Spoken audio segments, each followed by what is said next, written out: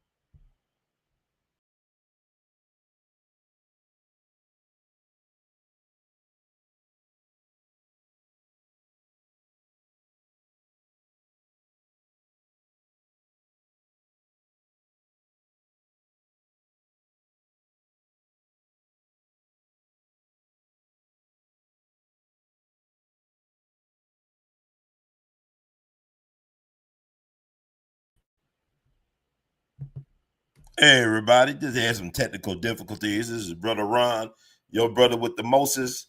This is We All Be, News Free Dixie for the 21st century. We're going to get this party started right one more time at the top, man.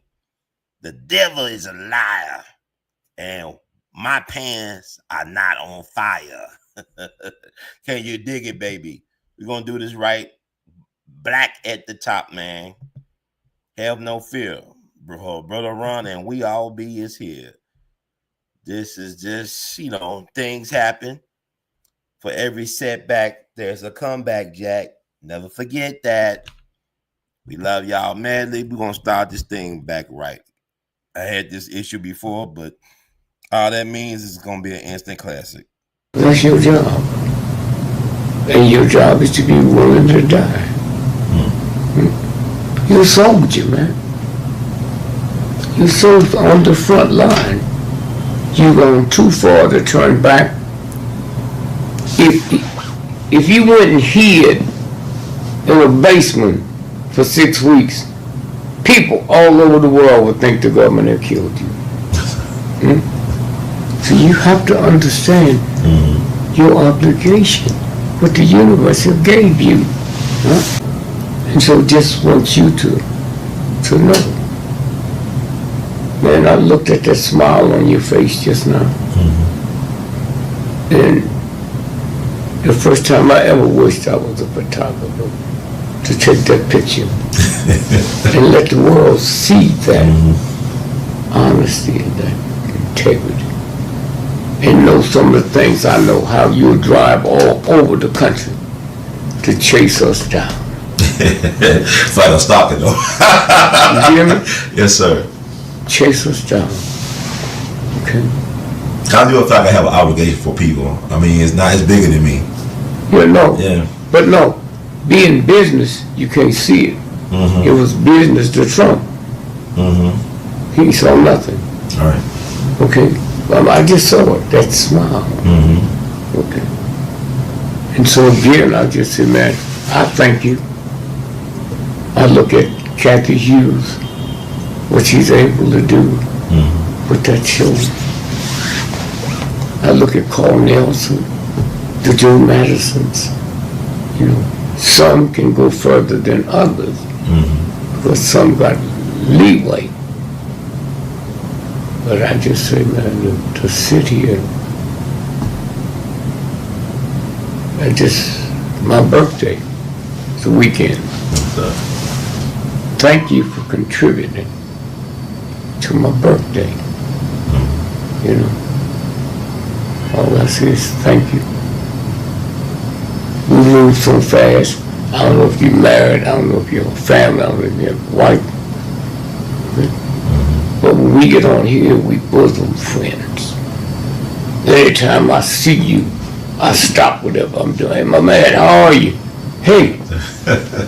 Hey, man, what, that's, I owe that to you. Because together, we can beat this thug. Because it's the universal God. And so again, I just say thank you. Thank you for running me down, man. So again, but that's the obligation that you have. How old are you? I'm 36. So you don't have the right to do what 36 people do. You don't have the right to go to the dance or go to the party. You don't have a right to take that trip to Europe when I might need that plane fare to fly somebody else to feed my people that love me. You feed them. Oh, it's one thing being hungry from food. Right. There's another thing being hungry for information. That's right. And that's you the feeder. You got to be the farmer. You got to grow the crop. You got to till the grain. And at nighttime, when you hear something that sounds like water, you got to go see if the crop's going to be flooded. That's your job, man. Yes, sir. And then you got to deal with people that think you're crazy. Yes, sir. Yes, sir. No, that's their way out. I'm embarrassed that you told me this, and I didn't know it, so I think you're crazy. That's it. Thank you. Thank you, Baba Gregory. And the words of the great Duke Ellington, we love you madly.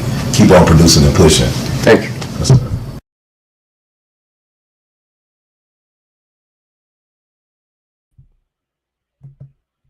Guess who's back? Back again. Brother Ron, tell a friend. Guess who's black and still black? Yippee-yi-yo, yippee-yi-yay. Guess who's black and still black? Yippee-yi-yo, yippee-yi-yay. Get on it. Get on it. Jump on it. If you can hear Brother Ron, let him know it's We All Be. News Free Dixie for the 21st century. I'm your hostess with the mostest, Brother Ron. It's a lot to talk about today. And y'all know that is today is August the 21st. Black August the 21st, 2025. And today is the birthday or the day, the Universal God Day debut of the one and only Dr. Umar Johnson. Wish him happy birthday, Umar. Happy birthday, Umar. Happy birthday. Happy birthday, Umar. Happy birthday, Umar. Happy birthday. You know, you got to say this 3 times. It's Dr. Umar Johnson's birthday. Born in Black August 21, baby. You know, he been in the news cycle recently. His Marcus, Frederick Douglass, Marcus Garvey Academy is under attack. But that's whack, Jack. And we don't settle for that. And I want to add some more about my thoughts about the Dr. Umar situation, his legacy, and things of that nature. I appreciate the people for giving me feedback, how they felt about the good doctor, brother Dr. Umar Johnson. Let me see. Gonna remove Baba Dick. We're gonna add. If I could add him, can I add to the stage, man? And that's me and Dr. Umar. This is back in Little Rock, Bang Bang, Arkansas, back in 2016. It's an interesting time to be alive. You know, B was hitting his stride, and then the powers they think they be, they interrupted the frequency back in 2017. But God, Universal God, got other plans, of course. Lo and behold, Brother Ron is still in control because God is at the wheel. So anyway, yeah, this is me with Dr. Umar Johnson in Little Rock, Bang Bang, 2016 Lifetime Achievement Award. A kind of likeness shirt with him, the Prince of Pan-Africanism, with the forefathers, Frederick Douglass and Marcus Mosiah Garvey. But anyway, with that said, let me offer some more insights about my feelings about Dr. Umar Johnson. I think it's a great time to be alive right now because Donald Trump is forcing you Negroes, not Negroes, but Negroes. He's forcing you Negroes to learn your history. I always tell people before you complain about what's going on right now, think about what was going on in America 50 years ago. Think about what was going on in America 100 years ago, 150 years ago, 200 years ago. To put things in proper perspective, 100 years ago, we had a gentleman from Jamaica named Marcus Mosiah Garvey. Marcus Mosiah Garvey came to America back in the 19 teens, started his United Negro Improvement Association, correct? But also he was a pen pal with the one and only Booker T. Washington of Tuskegee. Because he wanted to start a similar project down in Jamaica, I believe.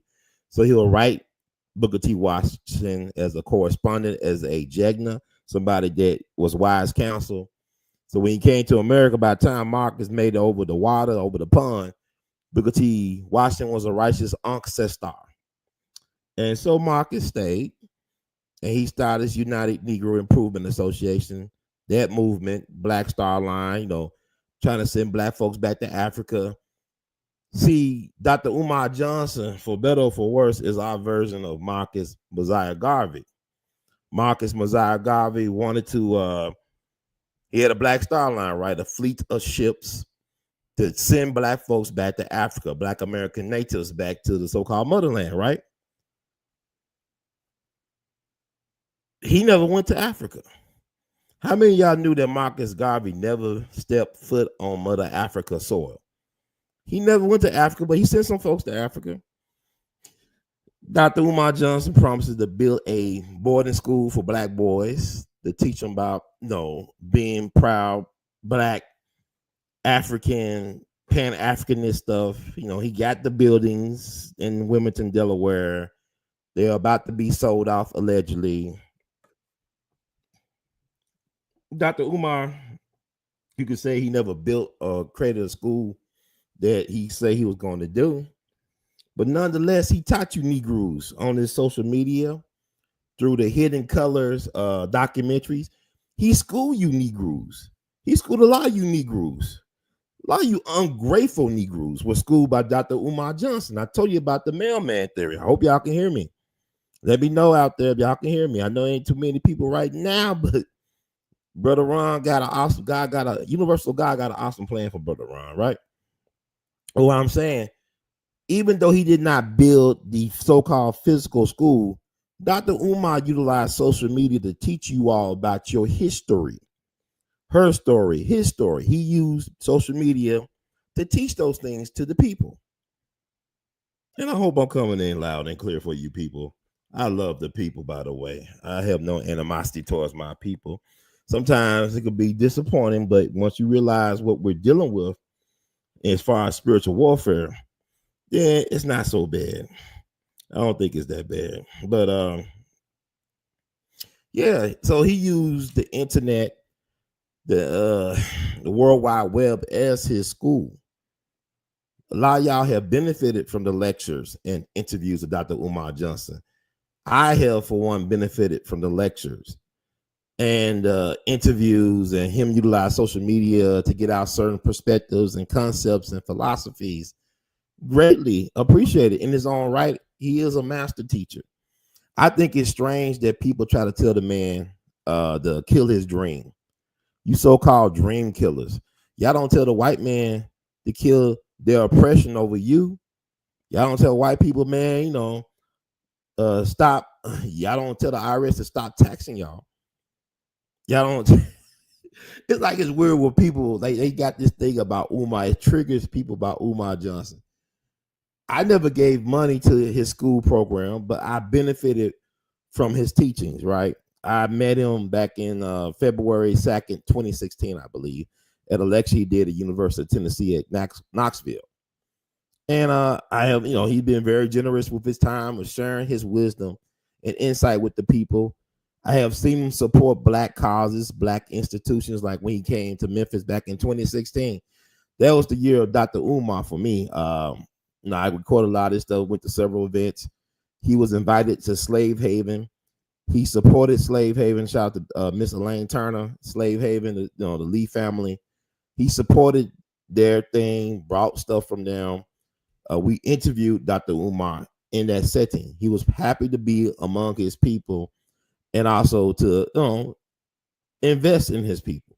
So I mean, whatever y'all think about, I mean, the man taught a lot of people. A lot of black parents benefited from his calls on. Y'all had y'all little phone calls, group call sessions, kind of like Zoom calls y'all would have with Dr. Umar, and he helped people navigate this just us system that's about indoctrination, not liberation. It's not about indoctrination. What y'all consider education is really indoctrination. It's not about liberation. Hope y'all can hear me loud and clear. I don't want this to be in vain. How I'm talking. I'm gonna check my mic. I'm always trying to use some new stuff, and I'm making sure y'all can hear me loud and clear. Let me check it out. It's not just coming in. Let me see. But keep hope alive, everybody. Keep hope alive. I'm trying to see y'all can hear me. Can you hear me?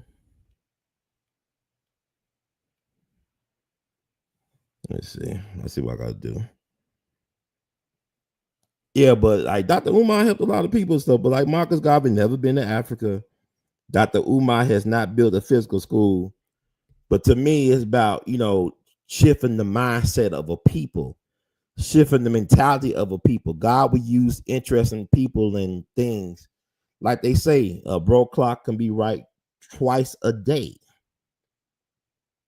So I know y'all ain't trying to. Okay, it's coming in good. I love it. I love it. You like it, I love it. But he helped a lot of people, man. And God ain't through with him yet. He's been blessing a lot of people, and y'all focus on the wrong things because he's a man. He's flawed. He has shortcomings. When you worship idols, they always say, don't meet your heroes. They would disappoint. See, the problem with y'all is the difference between me and a lot of y'all is that I actually been cursed out by Dick Gregory many times. It is recorded for posterity. And a lot of y'all are too sensitive. I hate to say the word. It's not wrong with being being empathic. I'm an empath.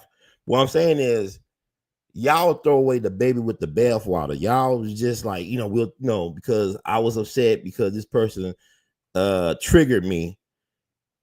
Y'all throw away everything based on one interaction. He's a human being. I'm a human being. You're a human being. We could all be entitled to a bad day. People are talking about the first impression is the best and only impression. That's not true, because you could be having a bad day and people come at you. You might, I ain't gonna necessarily be disrespectful, but not be more, resonant with the people, because you might got some stuff going on personally or professionally or whatever it is that day. And people say, well, Brother Ron, man, he was mean. He was short with us. He wasn't receptive to us. But you don't know what was going on with Brother Ron that day. I could have, went to the doctor, got some diagnosis, or I could have lost a loved one. It's a lot of things. Somebody could have stole something from me, and I'm not really there at the moment with you. My thing is, don't internalize stuff like that. Because my thing is, if Brother Ron upset you when we first interacted, but if you benefited from the work and the knowledge of Brother Ron, rest on that. He said, I know Brother Ron, maybe he ain't the best, in person. He's not the most receptive, but I was able to receive the knowledge that he had available for me. Whatever he shared, that's the best of me. Take the best of me. If you can't deal with the worst of me, just receive the best. It's like everything. Like you go into a buffet. You don't have to eat everything at the buffet. You got options. You eat what you want to eat. You put whatever you want to put on your plate, and let the other stuff be where it's at. Don't pick up other people's baggage.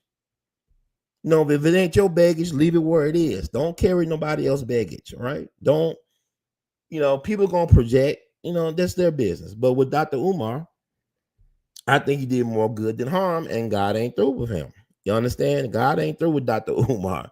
and he may get the school built, because what y'all don't understand, if you look at some of the greatest innovators of whatever field of study or arena, a lot of them don't achieve their prime or their peak or their purpose until they like 40s, 50s, and 60s. You think about Colonel Sanders, who was, a serial entrepreneur. He didn't start having his success with KFC. He started KFC in his 60s. Ray Kroc, he wasn't the founder of the McDonald's. Look at the movie The Founder with Michael Keaton.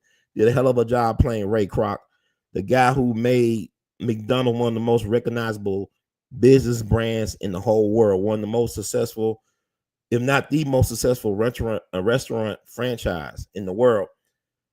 He did a lot of jobs before he was able to find his thing with McDonald's when he was in his 50s and 60s. There's more than one way to get to where you need to go, but you look at the people that are iconic in their field, a lot of them don't really start or get their big break until later on in life. See, I think this is where we always we worship at the altar of youth, staying young forever, Peter Pan complex type of stuff. We look at athletes. People say an athlete is washed up. You're not even 40 yet. A lot of these athletes retire by the time they're in their 30s. A lot of them be broke within 5 years of retirement, and people think life is over for them. Like, how your life is over in your 30s? How are you too old to do anything in your 30s? I mean, your 20s, you got a lot of energy, you got a lot of raw talent, but you may not have the experience or the skill sets in order to maximize your energy at that time. Why do you think older people send younger people to fight in wars? Why do you think old rich men, they send young fools to, die for things they don't know what they're dying for or fighting for? I'm not saying young fools in a disrespectful. I'm saying when you're young, you don't know too much of anything. You got some old fools too, but what I'm saying is, a lot of times, people get things twisted because they believe that things should be done in a certain time. It's like with Dr. Umar Johnson. People believe that, well, I want to help Dr. Umar Johnson. I volunteer my carpentry experience, my HVAC experience, my resources. Okay, fine. If he's not receptive to that, that's his loss. But, he has a vision for how he sees his school. Let it be. Start your own school. That's what I'm saying. Start. If he's not appreciative or receptive to what you have to offer, maybe he's not the perfect or right fit for what you're trying to do. Find your dream and manifest it. It's enough room for everybody to shine, to have their thing. But think about 100 years ago, what they did to Marcus Garvey, the government. They set him up for mail fraud. They put him in prison. They deported him back to Jamaica. Never set foot in Africa, but yet he played a role in promoting Pan-Africanism and Rastafarianism. The Haile Selassie being a descendant or blood relative of Jesus Christ. He promoted a lot of that in his own way. I'm saying God has other plans. So with Dr. Umar, I don't believe it's over. It ain't over till it's over, man. That's all I'm saying. And I wish him happy birthday. I hope he enjoyed his birthday in spite of his obstacles, because this too shall pass. And a setup is a setup for a comeback. Once again, wait a minute. I said it wrong. I said a setback is a setup for a comeback. A setback is a setup for a comeback. A setback is a setup for a comeback. So we'll see. I'm looking forward to see what Dr. Umar, what the universe God got in store for Dr. Umar Johnson. Okay. I think that's enough on Dr. Umar Johnson. I think I did enough where I could, cut this up and feed y'all. Feed you. But think about 100 years ago. Today is Dr. Umar Johnson. 100 years ago was Marcus Garvey. Just like we think about the occupation in D.C. with the National Guard. Today is the National Guard. 100 years ago, it was the Ku Klux Klan. It was marching down Pennsylvania Avenue. It was the Ku Klux Klan that was marching in New York. There's an incident where Donald Trump's dad, Fred Trump, allegedly was a Klansman back in the 20s. You got to understand, the Klan was like its strongest in the 1920s. It resurrected after the Birth of a Nation movie came out in 1915.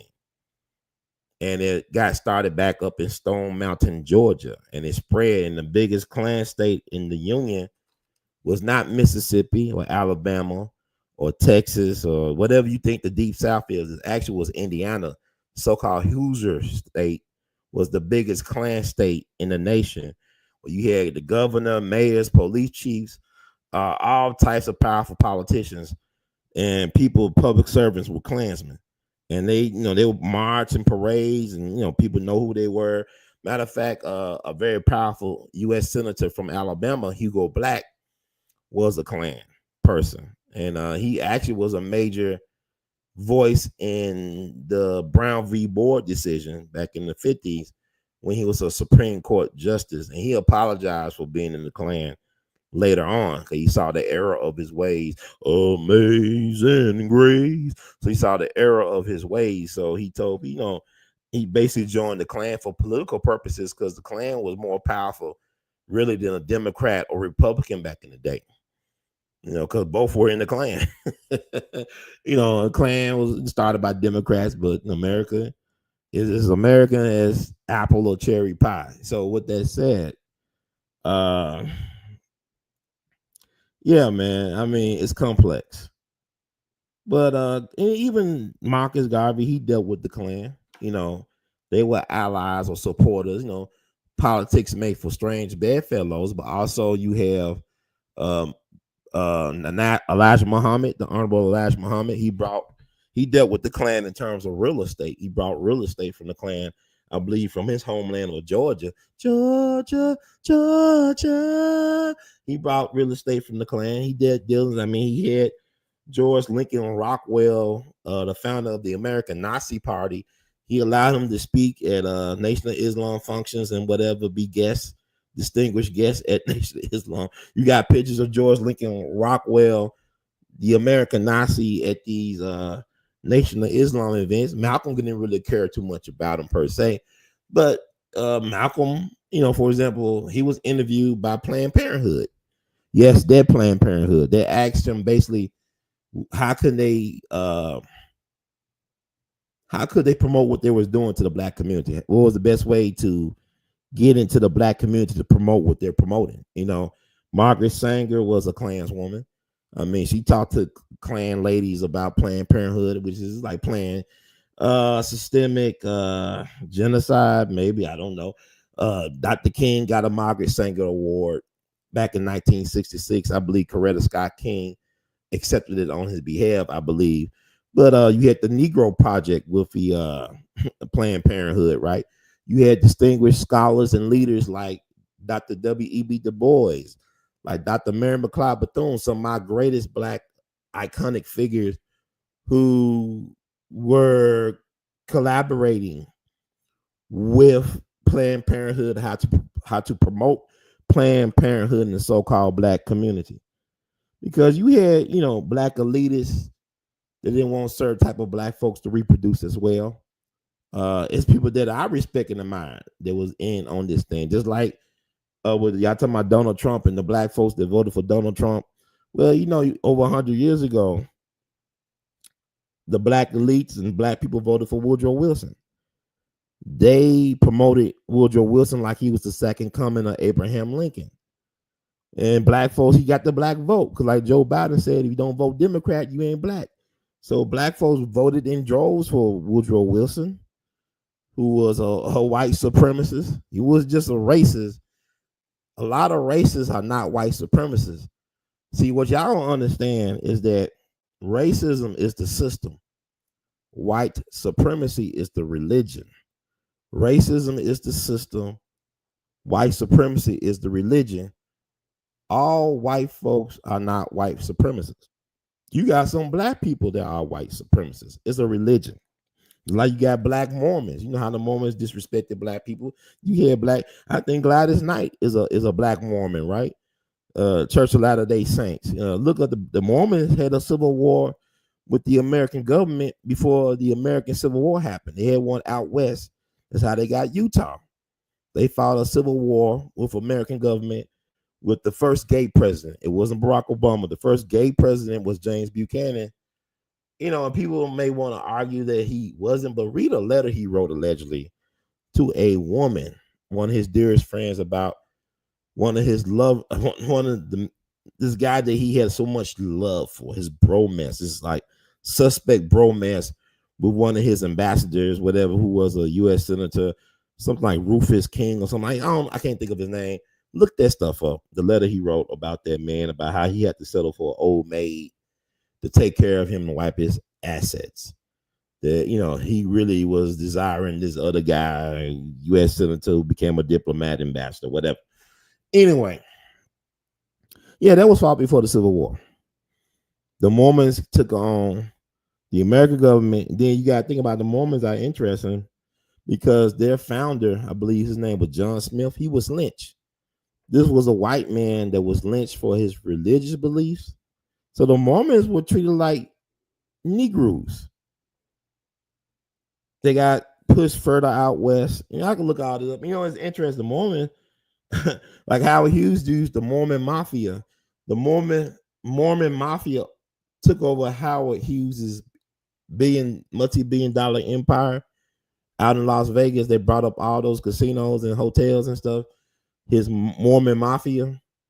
And the Mormons were very heavily recruited by the FBI and CIA because they was very skilled in linguistics, the study of languages.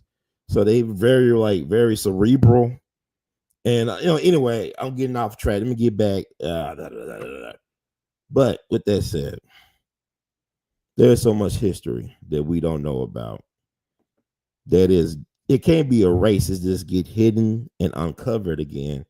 But the beautiful thing is that we're living in a time where we can actually access this information because this is the age of transparency. Y'all keep on talking about Donald Trump is removing history. No, he cannot remove the history because the only thing new is the history that you don't know. You got to recall the history. It's you forgot that you knew type of thing, right? They teach you against yourself. They indoctrinate you against your discernment, against your intuition. Okay, and that's why Baba Dick Gregory, I call myself a thought provocateur, because Baba Dick Gregory was all about provoking you to think. He would say outrageous things to get people to think about things. That is the key. It's not to get you to think how I think, because how I think is a blessing from the universal God, because I was endowed with the magic glasses. My magic glasses prescription may not be right for your eyes, for your third eye, right? So you got to develop a relationship with yourself, an intuition. You got to be grounded in who you are to receive, to download this information from the universal God, so you can go on your mission. Because we all got missions. Our job is to find out what our mission is as individuals, as well as a collective. And you have two choices.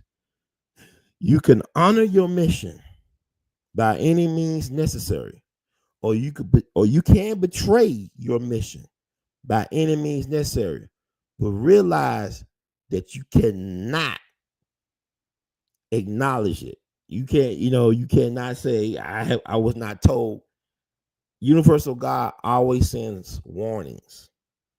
Nobody's never like, I can't believe this happening. You can't believe it's happening because you did not pay attention. Like, before stuff happens, you get the yield sign, you get the stop sign, and it manifests in different ways in your life, and that's another tale for another day. But like I said, I want to talk about Baba Dick Gregory a little bit. It was my Jagna. The guy said, we soldiers. He said, we soldiers in this war. If you don't like the assignment, get the F out the army. I ain't talking about. What's your job? I'm talking about God's army. I'm talking about that's your job. You gotta be willing to put your life on the line for what we believe in. It's like I remember I saw an interview with Harry Belafonte. He talked about how a young man came to me after a lecture he did to ask him how could he do the things that they did in the movement with Dr. King and all them was doing what they was doing when they were younger and whatnot. And Harry Belafonte basically said you gotta be willing to die for it. And that's the only requirement to do anything. You gotta be willing to put your life on the line for what you want. Not just to die, but also be willing to live for what you want, to be able to manifest it, not just dream it, but to manifest it. So that's very important to realize. And with that said, I just want to share my thoughts. Baba passed, became a righteous ancestor, August 19th, 2017. It really, man. Last time I saw him that year was Mother's Day, 2017, down in St. Louis. We did not leave under the best of terms, but Baba was the type of dude, he would curse you out, read you the riot act, and then ask you, how's the family? He'll say, sometimes I don't know if you an agent or you one of my good friends. I don't know, I'm confused. And he'll say stuff like, I thought you knew who you were. You don't know who you are. Because he would talk about, you can't be a Rolls Royce riding through the hood, right? You got to, get with your tribe, get with your people. And now at 45, 4 plus 5 is 9. 9 is the number of endings and beginnings.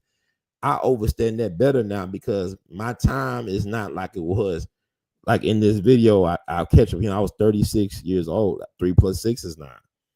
And he imparted this information. Baba was like a drill sergeant, man. He would curse you out. See, my thing is, y'all don't understand. He helped me to reveal and develop my superpower. Like, if I could get cursed out by Baba Dick Gregory, you understand, Baba Dick Gregory will curse me out in front of VIP people that will, y'all think are heroes to y'all and sheroes. But they really ain't what you think they are because they being exposed now. But Baba would just go out for me. I remember one time, he went out for me, and one of his family friends, they said, man, Baba really loves you, man. And I remember I was at his homegoing wake at Howard University, Dave Chappelle and all these people, Joe Madison, the Black Eagle, they was all there. And it'd be his family would come to me and say, you know what?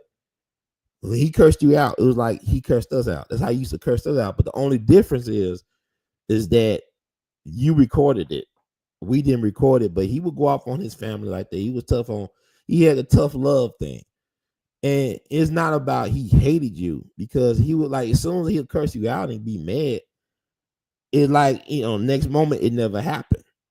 Because the thing about it is, I feel like if he never took the time to curse you out, to try to correct you, to try to help you overstand and understand and understand as well, that means he didn't really give a damn about you. Because the people he cared about, a lot of times he would drill them. Like his family told me, hey, my dad used to go out for me. And, and people say, we were appreciative of the interviews you did with Baba. You stood in strong. And really, Baba was getting me ready for what is going on now because Baba always talking about Trump's shadow and people, Baba, man, he would be against Trump. I don't necessarily think he'll be against Trump. But what he was trying to get the people to understand is that Trump's shadow is not that he feared Trump. It was not about Trump. It's what's coming behind Trump. So we're living in the aftermath of the first, Trump term. And it's not all on Trump. And I'm trying to get people to understand Trump is like a Trojan horse to usher in a new era. My thing is the reason why, I don't know, Baba Dick would have approved of me voting for Trump 3 times, but it's not I'm voting for Trump 3 times because, I hate black people. No, I love my people. It's strategy. It's like with, you look at what Malcolm was doing, how long ago? About 60 years ago, when Malcolm was talking about the Democrats and the Republicans, the liberal and the conservatives, how you couldn't trust the liberals, how the Democrats and the liberals, like the fox, they hide their teeth, whereas a wolf was like a conservative. It shows you what they were about. It didn't hide their teeth. They show you what it was. It is what it is. Listen to Malcolm's A Message to the Grassroots, which was recorded November 10th, 1963. It was November 10th, 1963. And he talked about, the farce on Washington, his critique of the 1963 March on Washington. He talked about the money people behind the Big Six, the so-called black leadership. They call them the Big Six. You got Whitney Young of the Urban League, National Urban League, A. Philip Randolph, Pullman Porters Union. You had James Farmer of CORE, Dr. King of SCLC, John Lewis of SNCC, Roy Wilkins of the NAACP. He called them out by name. He called out the financiers, the people in the Kennedy administration. You know, because Washington, D.C. was basically a sundown town.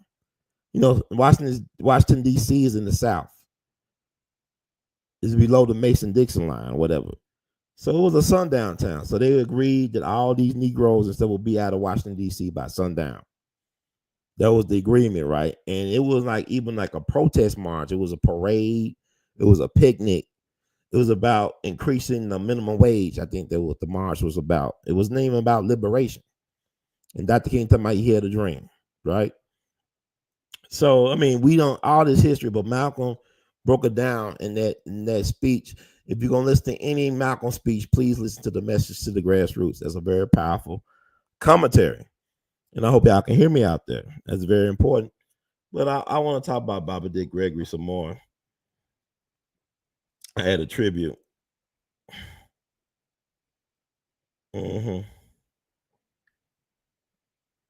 Baba, we always love you, Baba.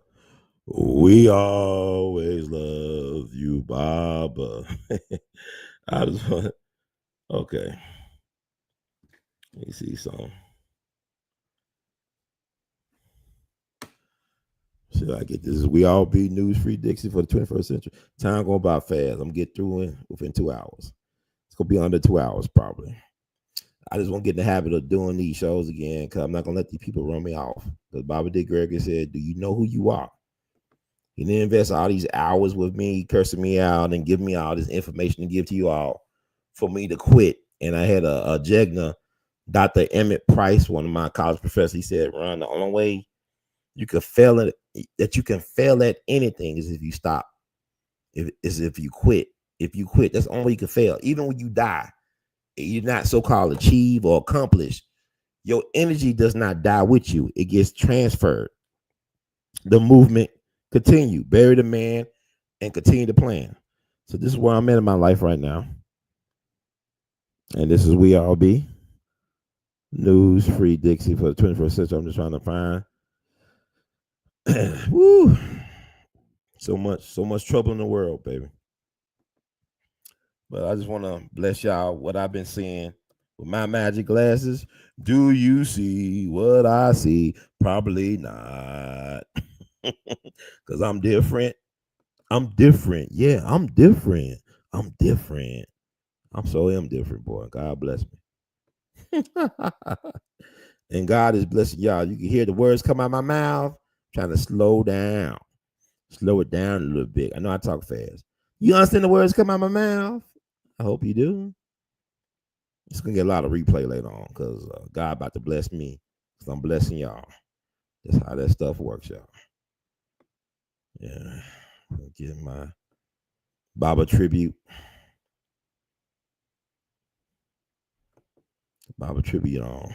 This is We All Be News Free Dixie for the 21st century. See what this is. Okay, we could do that. It's beautiful. Isn't it lovely? Isn't it beautiful? Oh, wonderful. I think it is. Share screen. I love this technology, boy.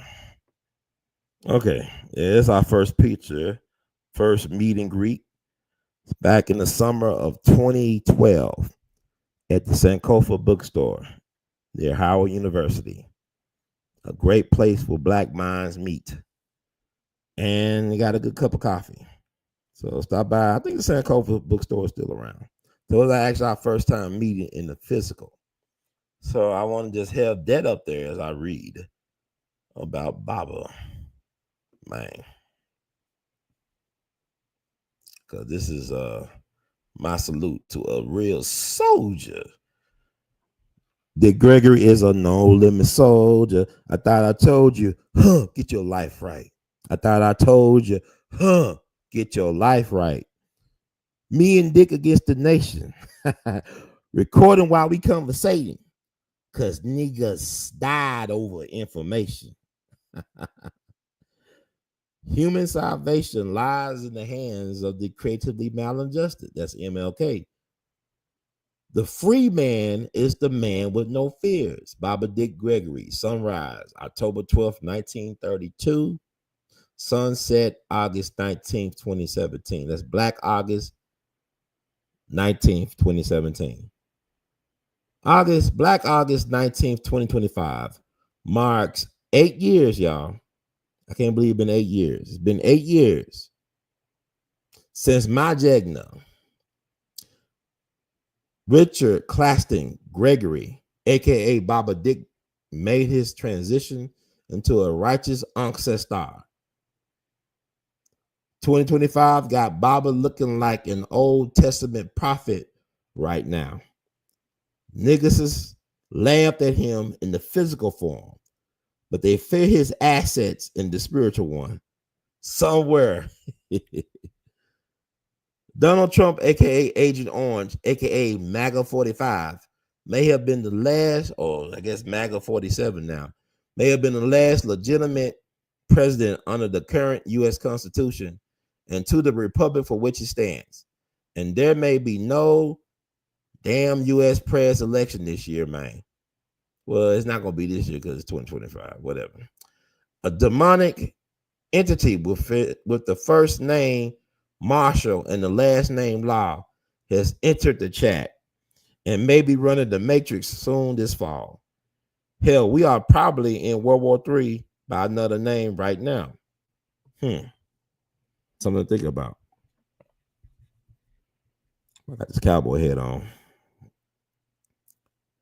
And throw in a possible food shortage too. More people may die from war and starvation than COVID-19 or anything else in the future. It's Hunger Games, okay? Meet the purge, man. Playtime is most deaf over. And don't forget how the days are getting shorter. The tale of two sons, possible fake or real alien invasion, Messiah coming psyop.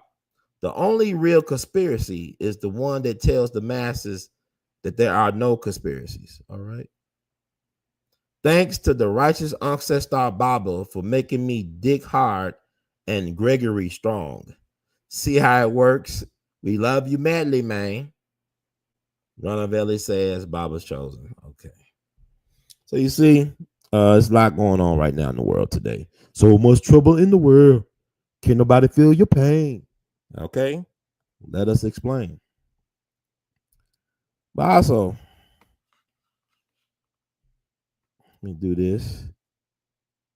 I wrote a tribute to Baba D. Gregory around the time he died, a little bit after he died the same year in the fall. I wrote it in the fall. I believe it was almost the fall, towards the end of summer of 2017, the beginning of fall 2017. I'm going to read a little bit of that for you all. Maybe I'll read the whole thing. Okay, let me see if I can do that for Baba. Then we'll get on to another section. This is my primary first-hand account of my experience with Baba D. Gregory after he passed, transitioned to a righteous ancestor, right? Baba and me, my thoughts on the late, great Baba D. Gregory. Okay. The free man is the man with no fears, Dick Gregory. Let me know y'all can hear me or not. I think y'all can hear me. Set it off. By brother Ron C. Hurd II, aka R2C2H2, the artivist. So I wrote this September the 18th, 2017. Okay. Do you remember that month, that year in September? Okay, never mind. Baba D. Gregory was a holy man who cussed a lot, but his heart, like his mission, was larger than life. Hollywood could not imagine a character like him. He is Forrest Gump with a brain, a moral compass, and a sense of purpose. Who is he and what is he about is not accidental or a stroke of luck, but divinely inspired, conspired, and calculated. He is not a funny man, but a conjure man. He is not a clown, but a trickster. And he is not a storyteller, but a master griot in the greatest African tradition. Baba Dick was to modern comedy what Charlie Parker, Dizzy Gillespie, Thelonious Monk and company were to modern jazz. You had to stop being silly, dancing, and laughing in order to pay attention and actually seriously hear and listen to what they were communicating via their craft in order to receive the real blessing and nourishment. I always tell people that true Black history is better than Hollywood fiction, and it can sometimes be stranger than science fiction. Baba Dick Gregory was the ultimate Uncle Tom, one of the greatest shapeshifters of all time. By the way, research the original meaning of the phrase Uncle Tom, and you will understand what I am talking about. Baba taught me that see how it works. See how it works. In the span of 84 years, he was able to live 9 very distinctive lifetimes, constantly reinventing himself, with only constance being a dedicated and faithful servant to humanity and the ultimate soldier to true social justice and universal peace. He went from being a person weighing nearly 400 pounds, smoking 4 packs of cigarettes, and drinking a fifth of scotch daily, to a person weighing 98 pounds, utilizing extreme fasting for several months to protest the horrors of the Vietnam War, and to running 50 miles daily cross country to protest worldwide hunger. He was the spiritual guru of both Beatles legend John Lennon, and his Yoko Ono, helping them to not only detox from the evils of the high life, but also co-composing uncredited. Arguably, John Lennon's biggest hit, Imagine. He was the nutritionist for the greatest, Muhammad Ali, helping him to win key boxing matches later in his career. He was the holistic doctor to both the GOAT entertainer Michael Jackson. Okay? Y'all hear me? I said Muhammad Ali, and Michael Jackson, 2 GOATs. He loved goats. And the GOAT Black political, former Washington, D.C. mayor, or mayor for life, Marion Barry, intervening to save and extend their lives, albeit briefly, from the clutches of the terrorism, which is a system of white supremacy racism. Okay, religion of white supremacy and a system of racism. He wore so many hats and was so many different things to so many different people. He was the best friend and confidant, albeit briefly, Malcolm X. Oh, I'm getting sweaty. Just okay, Malcolm X, Dr. Martin Luther King Jr., and Medgar Evers, all iconic freedom fighters of the Black liberation struggle, all loving patriarchs of young Black families, and all dead before the age of 40. Baba Dick was the ultimate brother's keeper because he not only carried the cross of his burdens, y'all hear me? But he also had to pick up the generational crosses and burdens of his fellow warriors who were cut down in their prime on the battlefield of white supremacy. Baba Dick's greatest weapon was information. He knew information was power. He also knew that some of the most powerful institutions in the system ran on information, whether it be the FBI, CIA, DIA, NSA, Wall Street, or Las Vegas gambling, among other things. He also believed in the power of the Black media to tell the story, struggles, and triumphs of our people. He invested heavily in information Would it be spending thousands of dollars weekly on newspapers, being the deciding vote in the now and saving the now popular Democracy Now! News program from extension at Pacific Radio, or helping young and ambitious entrepreneur named Kathy Hughes and co-hosting her daily talk radio show on her upstart media platform known as Radio One? Baba Dick understood that people must know before they can act in the desired manner. And to paraphrase the great ancestor Ida B. Wells Barnett, there is no greater educator than the press.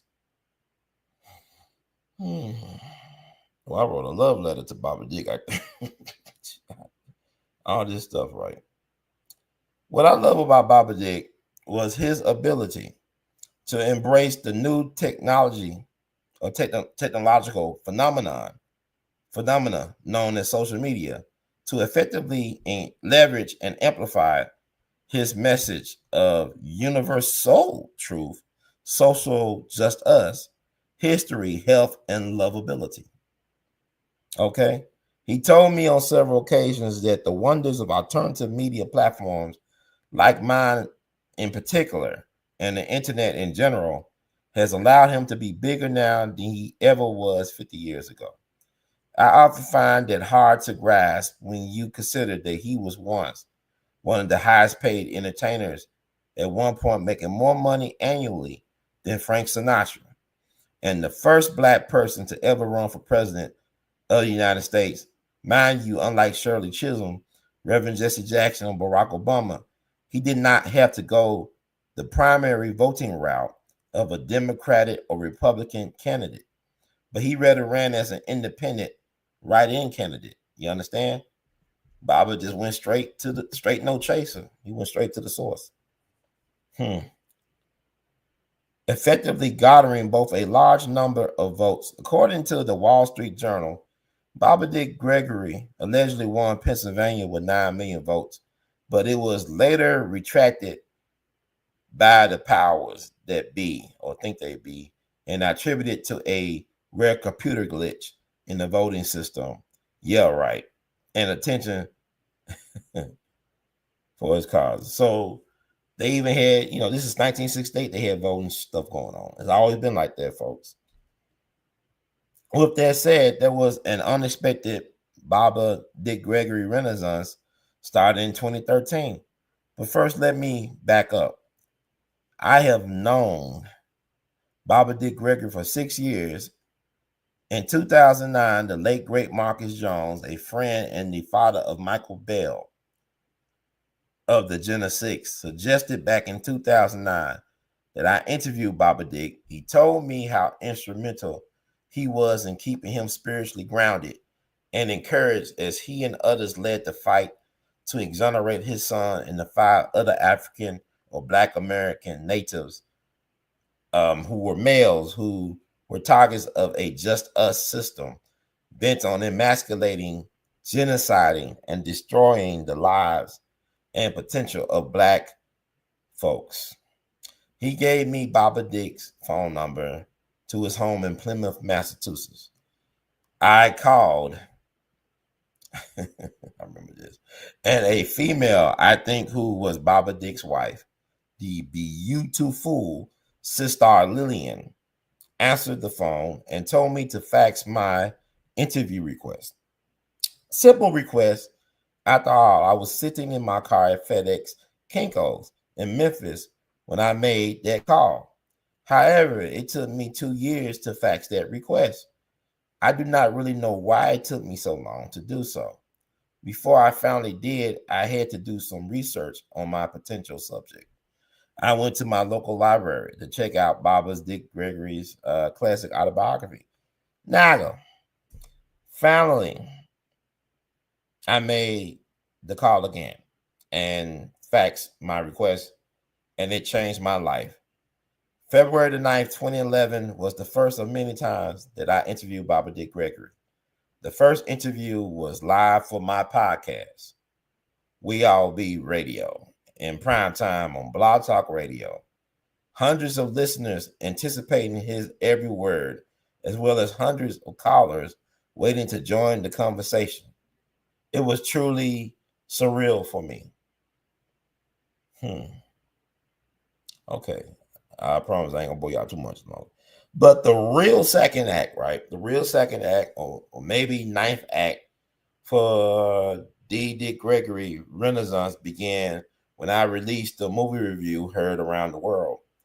I asked Bobby Dick to give his review or critique of the controversial movie Django Unchained by Quentin Tarantino. Okay.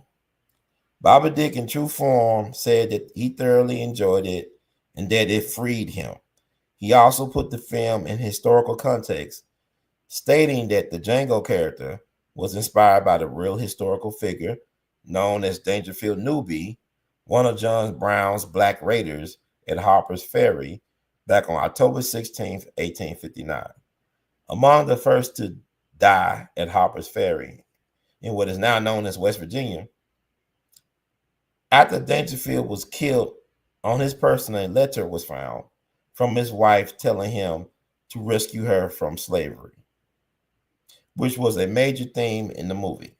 He also went out of his way to call filmmaker Spike Lee, who was hypocritical of the movie but did not see it at the time, a thug punk, and went ham on Spike's portrayal of a young Malcolm, aka Detroit Red, in his Malcolm X biopic.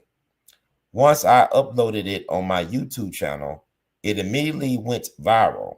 Within 24 hours, I received a phone call from Bobby Dick thanking me immensely for the interview, because within that period, he received a phone call from Quentin Tarantino, Jamie Foxx, and others involved in the movie, thanking him for his powerful endorsement.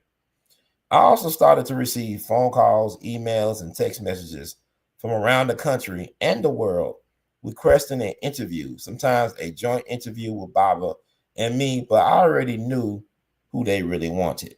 My ego wasn't bruised by the notion of me being used just to get to Baba Dick, just to get the dick. I'm not, whatever. It didn't bother me at all because, like Baba Dick told me many times before, that when the universe decides to use you, it doesn't always leave fingerprints. And so when you stop and think about it, Baba Dick reinvented himself again.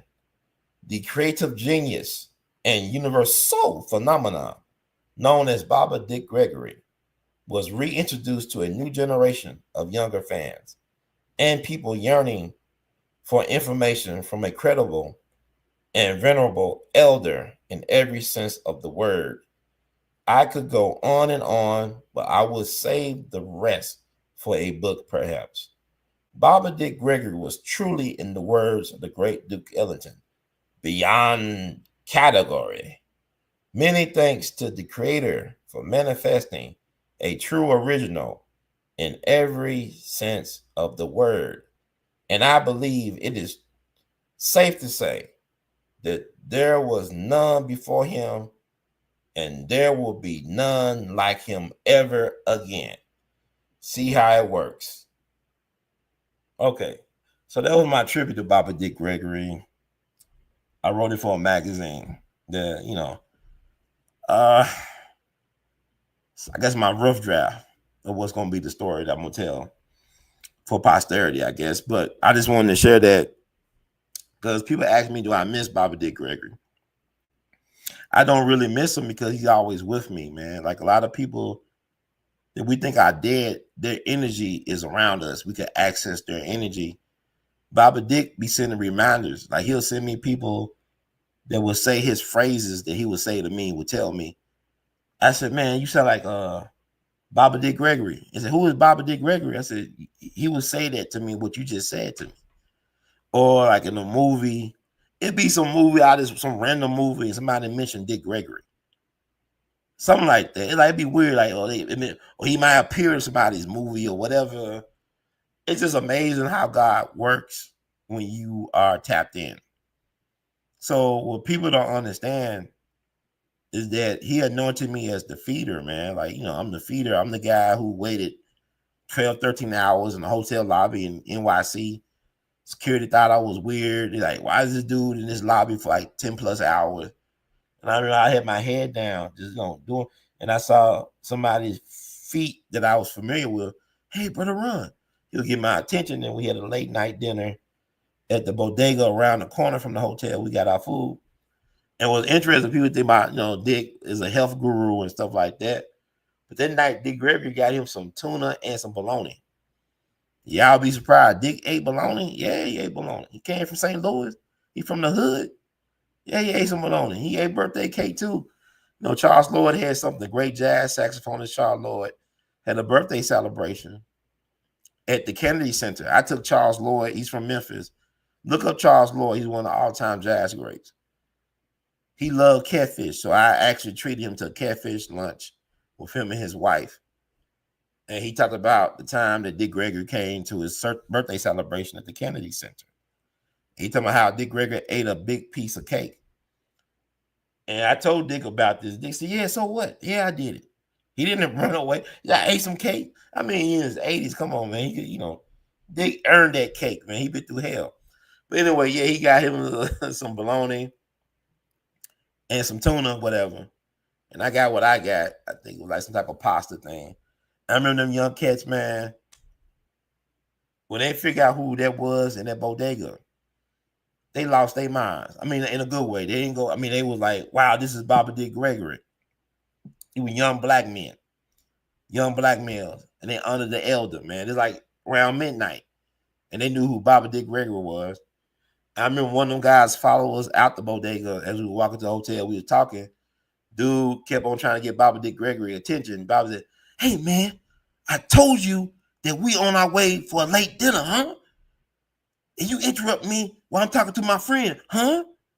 I said, I take the time to honor you and talk to you, and this is how you do me? Y'all don't treat Bill Cosby like this? And dude, like you think about like a lot of these young kids, they get bad raps for being very disrespectful towards elders, especially one that could be as honorary as like Dick. Dick will read you, like I said, he'll curse you out like nobody business. And the dude had a look of gratefulness. He was happy to be cursed out and acknowledged by Dick Gregory. That's something he's gonna tell his kids and grandkids for decades, right? I was actually, Dick Gregory cursed me out. To me, to get cursed out by Dick Gregory, who was a master at cussing, is really a blessing from God. To actually have a person like of that renown, of his lineage, of his experience, and what he contributed to humanity, to have that person to not only acknowledge you, but to curse you out, and then ask you, how's the family? And really mean it. He really meant that. And the thing about, I want to clear about his fasting, he was starving himself. He wasn't fasting. You know what I mean? Yeah, you fast, but Dick was starving himself for the people. He was like, it's like kind of like revolutionary suicide, what Huey P. Newton would talk about, where you give your life to the people, to the cause that's bigger than yourself. Dick was like that. He was a real humanitarian, not just a philanthropist. Because people say, well, see, people understand you can be a philanthropist and hate people. Y'all know that, right? You can have a hatred for people and be a philanthropist, but because, like, you give money because it benefits your legacy, tax write-off, you're not giving money because you love people. Imagine a person that will give a $1 billion to cancer research, a titan in the industry. They write a check for $1 billion to St. Jude or something. And folks will praise that, but his company made billions of dollars in profit, making people sick from cancer. So if the company that he runs made $30 billion off of making people sick from cancer, and he gives $1 billion to cancer causes, cancer research, is he really a good person? Think about what I'm saying. I made $30 billion off of making people sick, and I give $1 billion for the people I made sick. Think about what I'm saying, because like I want y'all to understand something. You could be a great man and not be a good person.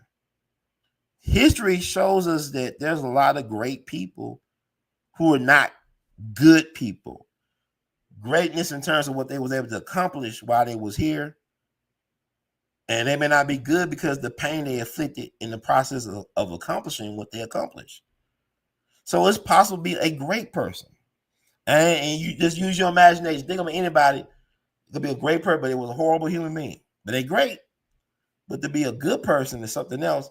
To me, when you're a good person, you don't have to tell people you're a good person. It'll just come through.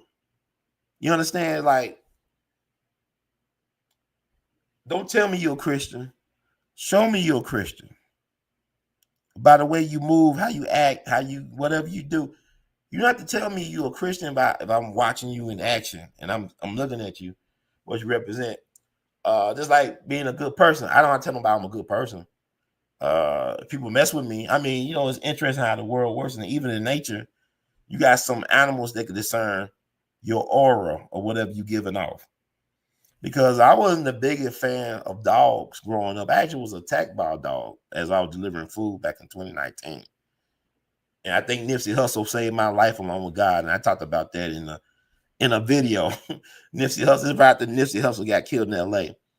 And I believe Nipsey saved my life along with God. I'm one of them people. Yeah. But that dog attacked me. But that's because that dog attacked me at that time for whatever reason. I don't hate all dogs. You understand? There's a lot of dogs that come to me, especially female dogs. They like being around me. They like to play with me and stuff. I mean, pit bulls, shih tzus, whatever you call them dogs. They like playing around and being in my presence. And I received that.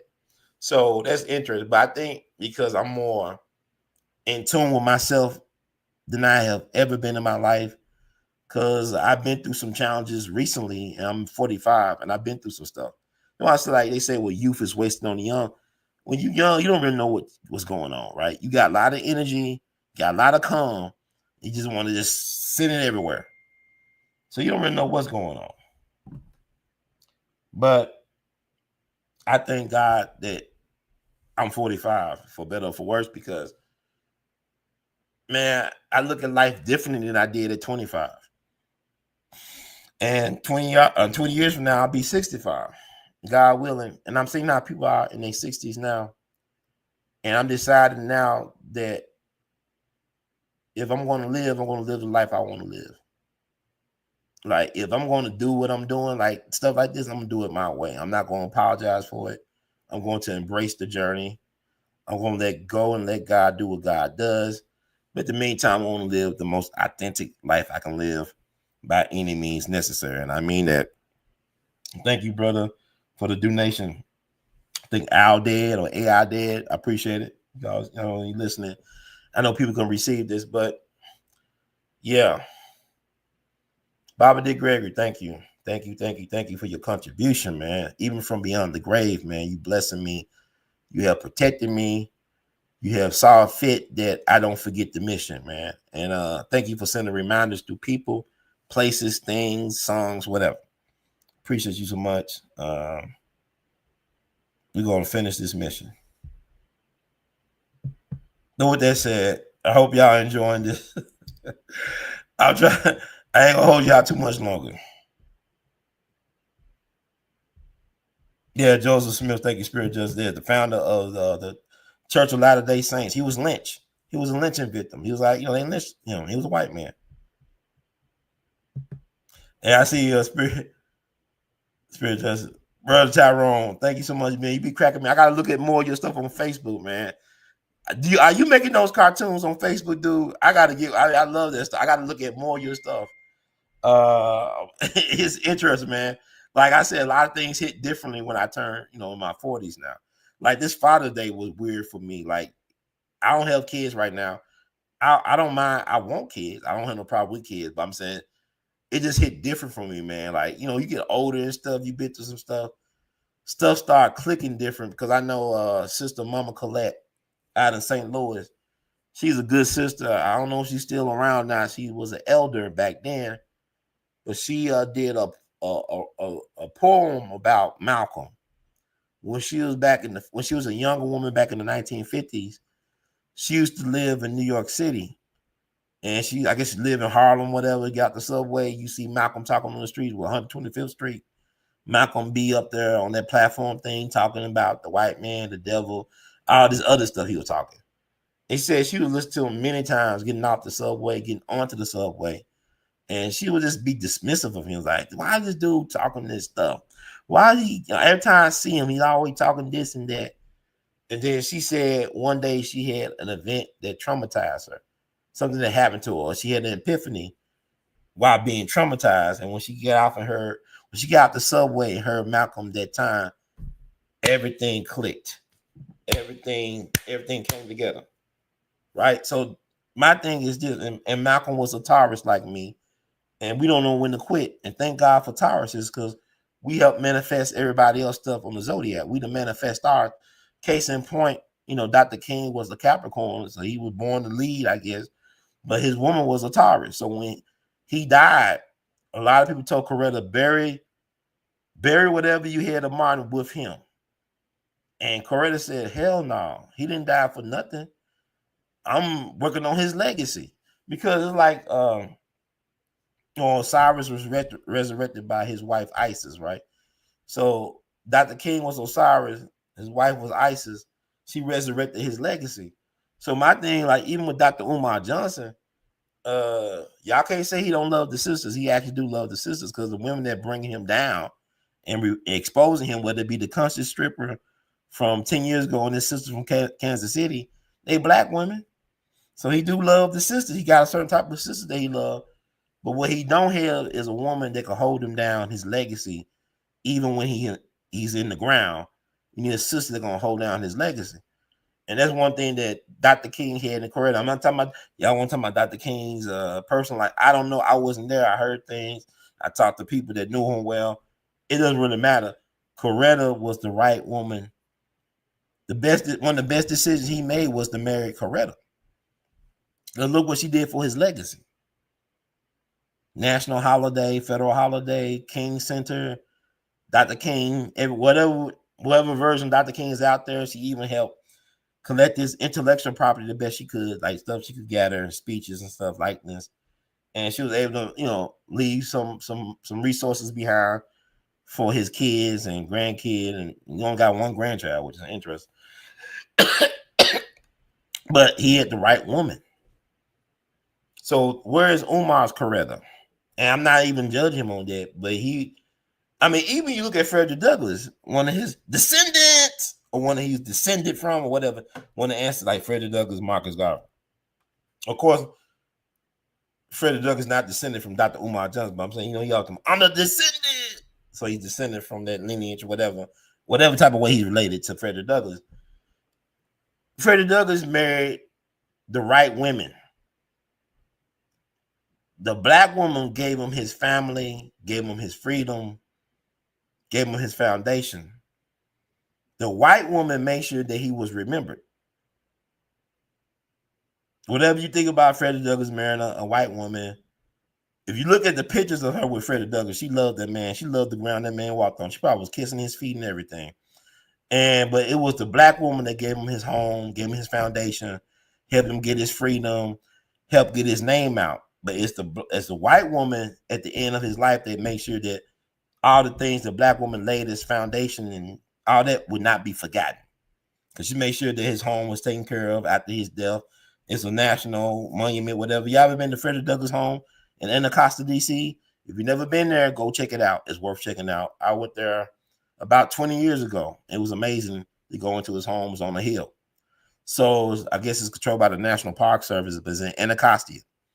Check it out. So I'm saying, whatever you think about him, Black Queen with the snow bunny, after that, he chose wisely for whatever cause, because that white woman, whatever you want to think about it, she made sure that his legacy was not in vain. Her family, I think disowned. She come from a family of abolitionists, and they were not down with her marrying Frederick Douglass. For the most part, she was about the same age as Frederick Douglass's daughter. I'm sure some of his family had a problem with it, but that's his life. The man did so much for the people, man. I can't, It's like with Dick Gregory. I mean, yeah, he cursing people out and people got mad. People want to fight him. I know young guys had to stop this big mountain of a man from pummeling Dick Gregory. And Dick Gregory never knew about it. This man was trying to beat up on Dick Gregory. I don't know if he could. It's a big mountain of a man. I'll talk about it later and some other thing. But people being their feelings about stuff. It's bigger than keep your eyes on the prize, baby. So keep your eyes on the prize. So with Dr. Umar, I want to play a couple of clips because I said like a broke clock could be right twice a day, right? Play some Umar stuff. This is from the first interview I did with Dr. Umar, right? I just want to play it because, like I said, I don't really have nothing planned when I do stuff. I just be doing stuff. I am a jazz musician. I'm creative. So even I don't plan out my podcast. I might write, this is what I want to cover. Well, I'm all over the place. Let me cover this, hopefully. And I still got enough time to talk about the Hernandez Govan. He found out guilty in being the mastermind of Young Dolph deletion. And I got an interesting take on it, being a Memphian, being a fan of the music, having respect for Dolph legacy. We actually honored Young Dolph with a Jimmy Lunsford Lifetime Achievement Award back in 2022. We had over 1,200 people show up and show out for the Orpheum Theater for the Jimmy Lunsford Legacy Awards back in 2022.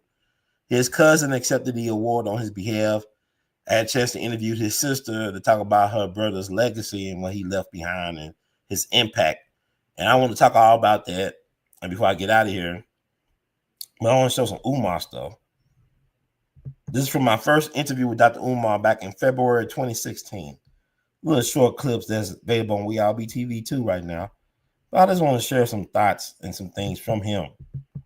I thought it's interesting because, like, I definitely want to talk about this Cam Newton. He's gonna talk about Cam Newton, and I think it's interesting. The media is trying to make this like a race war, like it's Jack Johnson versus James Jeffries. Because it is. You got to understand something. Cam Newton is the Muhammad Ali of football right now. He's the Jack Johnson of football. Because here's a young black man. He's won the Heisman. He's won the national championship. He was the #1 pick. He was rookie of the year. He has the best record in the league this year. Closest person to going undefeated in a long time. He obviously is going to get the MVP, although they do not want to give it to him. They have no choice because Tom Brady doesn't even come close. Okay, he's the best football player in the world. And guess what? He's probably top 10 greatest of all time. And by the time he's done, he probably will be the greatest. He'll never get accolades for that, you understand? But he will be. If he gets that Super Bowl, he will be one of the youngest, if not the youngest, quarterback to ever lead his team to an NFL Super Bowl. You understand? If he wins that, he is Superman. He's done it all. He's run the whole racket, and he's not even close to 30 years old yet. Wow. So from a white supremacist standpoint, about privilege and domination and control, Cam Newton is living testimony that you are not as great as you think you are. Remember, the quarterback position has always been the position of white privilege. You see, and here's a black young male, 24, 25, who has taken it and reinvented it. He's done more to football than what Michael Jordan did to basketball. They hate him, and he has some racial consciousness about him. Yeah, well, I'm gonna ask you this too as well. With he wore some zebra pants recently.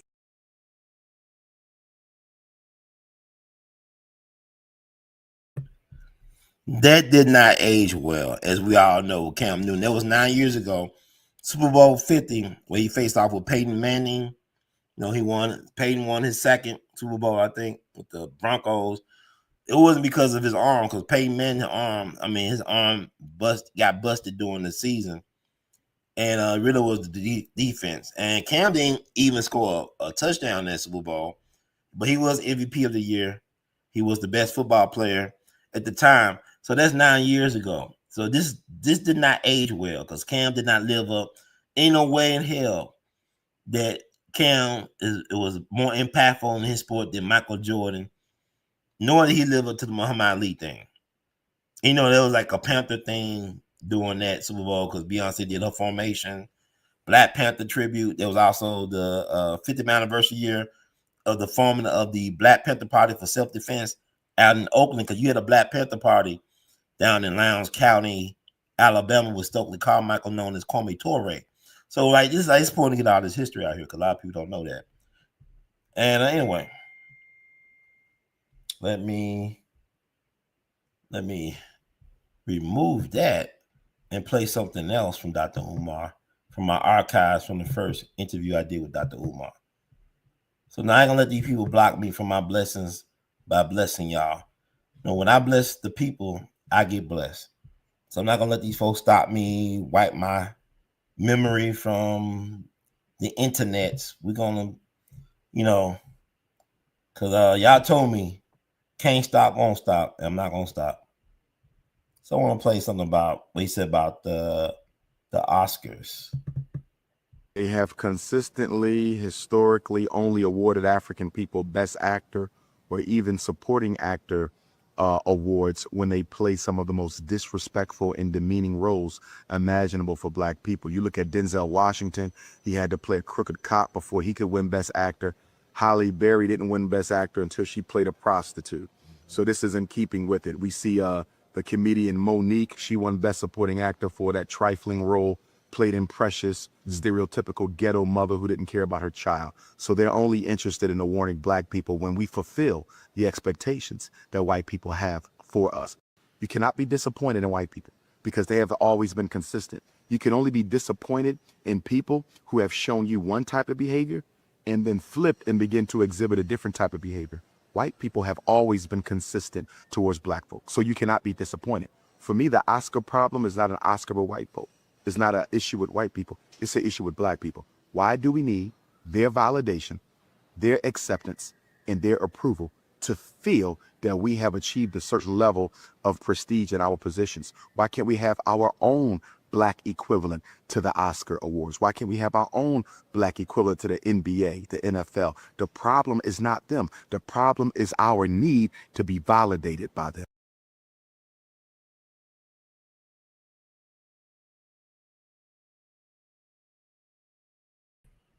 School or no school, was he wrong about that? School or no school, was he wrong about that? Play another one. Dr. Umar's greatest hits from We All Be. I just want to make a point, man. Like, don't throw away the baby with the bathwater, man. Man, his voice is important and needed. Don't y'all agree? To a degree. And we just learn about Black women being laid off. 300,000 Black women lost their jobs. I know some Black women that lost their jobs recently that were making some good money and they rebounded back. But let's see what Dr. Umar got to say about Black women in power. Like, what is this phenomenon where it's like you got Black women in places of so-called power, whether it be the Attorney General, whether it be the mayor of Flint or the mayor of Baltimore, and even the president of the Oscars or the Academy? It's like all this stuff that's happening. Well, why are we giving them a pass on? Like, why are we like? If there was a Black man who was the mayor, like Kwame Kilpatrick, he was the mayor of Flint, or a Black man who was the mayor of Baltimore, we give them the same type of pass or consideration As we give a woman. right? Or Black man. I think the reason why the pass may be given to the sisters is because we know that they exercise no authority in the long run. Women are not threats to men. Physically, militaristically, women are not threats to men. If a white man has his preference, he would rather take a Black woman over a Black male. That also helps to explain why we see so much effeminization being directed at Black males, because the only acceptable Black male is a soft and effeminate Black male. That's why when you look around American society, many of the Black men who are being promoted to positions of authority, college, church, politics, media, business, most of them have an effeminate posture. Doesn't mean they're homosexual. They just have an effeminate, non-threatening, anti-alpha male energy about them that makes them acceptable to white males. It's not everyone, but it's significantly more now than it was before.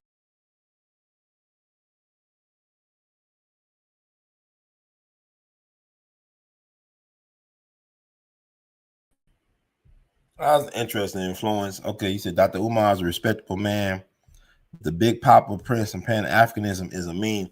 When we live in a meme time, he's a reflection of what's going on. Dr. Umar is a reflection of what's going on. How many of us are really committed to a cause?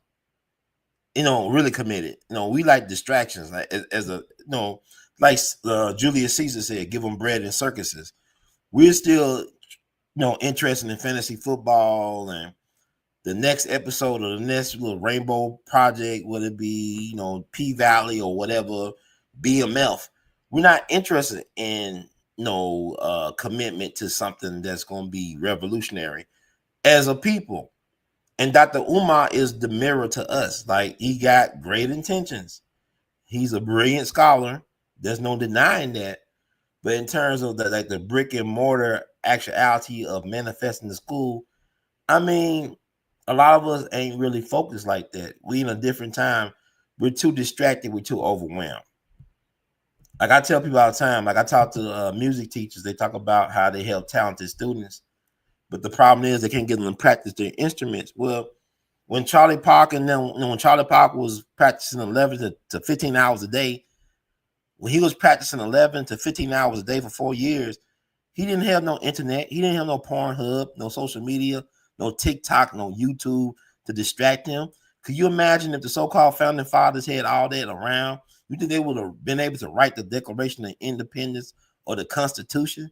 You know how distracting it is that, you try to sleep, you get all these notifications on your phone, ringing, or people think like, you're in the middle of something. People think you got to answer their text right away. If you don't answer their text right away, that means you don't care. It's just a lot of distractions going on, and people are not focused. They're not focused.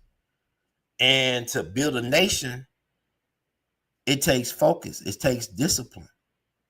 Like Sun Ra told his musicians, discipline, discipline, discipline. And when you truly discipline, that means you got to embrace the concept of sacrifice. A lot of us want to have it all, but a lot of us don't want to give up something to have the most of whatever it is that can actually bring a foundational change to our life as individuals as well as a collective. We don't want to give that up. So Dr. Umar, like people say, you get the leadership that you deserve. When, like I said, for example, you get low voter turnout, don't complain about the leadership, because while you complain, you got this because you didn't want to participate in the polls. You didn't want to go out and vote. So you got the leadership that you deserve by you not voting. I'm not even talking about you're making a vote. It's actually a choice you made. You made a choice. I'm not going to participate. That's a vote. That's a no vote. That's a vote of no confidence. So it is, it's a matrix thing. Because the thing about it is, the trick is, you got to think of things in a different way. The way I move, my mind is different. I wired my mind differently from a lot of y'all. I don't see, some people see like, they said some people see a crisis. I see an opportunity. Nobody had to give you anything when you can manifest things for yourself. You can create an environment that's conducive to your success by how you mentally think about things, how you think about yourself, how you project things. It's like I would tell people, this used to be the ghetto. This used to be the project for decades, for generations. They knocked the project and the ghettos down. They moved the people out of the projects and ghettos that have been there for generations. They built luxury apartments and condominiums. Real estate goes up. They put in grocery stores, shopping mall outlets and stuff. It's no longer the ghetto. So where did the ghetto go? Wherever the people who live in those conditions went, because if you did not reprogram or reboot their thinking, everywhere they go, they will manifest a ghetto. They will manifest a project. If you put a person that been living on top of each other for generations and decades into a home with a yard, you think you don't know how to upkeep their yard if they not trained or understand what it is to maintain your yard or a home, if you used to dealing with slumlords or whatever. So you got to retrain, reboot, rethink that mind, because the most important real estate is that space between your ears, your mental. So anyway, I just want to play them clips. A broke clock could be right twice a day. That's all I'm saying. But I want to talk about this Young Dolph situation right quick and wrap it up, because I'm going to touch on the FUBU thing a later time. I got my own FUBU story. FUBU supposed to be a key sponsor of the Hip Hop Awards in Memphis. For some reason, they pulled out at the last minute because the mayor, Paul Young, the mayor of Memphis, had a big press conference about them bringing the FUBU festival. Y'all know Fubu for us, by us, the people who urban were back in the late 90s, 2000s. One of their biggest investors was LL Cool J, one of the greatest rappers of all time. They also had a record label in the early 2000s, the early aughts. They call them aughts. No, it was always the early 2000s, whatever. I think 2000. They had a put out an album, whatever, with all-star lineup. But they supposed to been having their hip-hop festival here, and they pulled out the last minute. And they had the festival anyway with Little Rounds, used to be on American Idol, hometown Memphis favorite, and Omar Gooding, rapper, actor Omar Gooding, the brother of Cuba Gooding Jr. He was a co-host. And it like they had a great turnout at the Cannon Center, but they didn't have the key sponsor there. And this, I don't know. I'm looking forward to seeing what the story was about that. But I want to talk about, there's so much stuff going on. Govan, Hernandez, Govan, he beat his case, man. The state versus Hernandez, Govan. You know, he supposed to be in the mastermind in the Young Dolph situation, right? Young Dolph was the Memphis rapper that was killed at Makita's Cookies in South Memphis. They got some good cookies, by the way. And he was only, he was 36.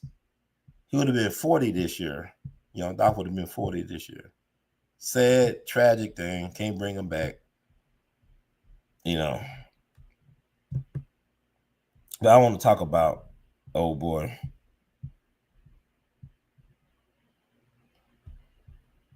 And there's a lot of things, man.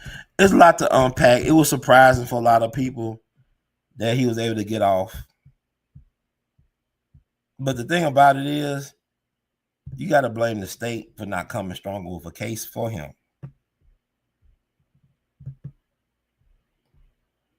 And I just want to touch on that, you know, because I'm a black news outlet. I'm a Memphian. And I'm a Dolph fan. Like I said, we on the Dolph. And it was very shocking. And not really shocking to me, per se. It wasn't really shocking. Trying to see. I'm trying to get an image up here. Okay, that's the image. Cause like for us, by us media right here, I'm doing it.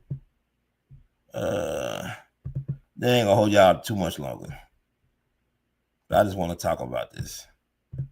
Travesty of justice, huh? Yeah. There's no justice, it's just us, like Richard Pryor said. Ain't no justice, it's just us. But let's talk about us. I found this JPEG.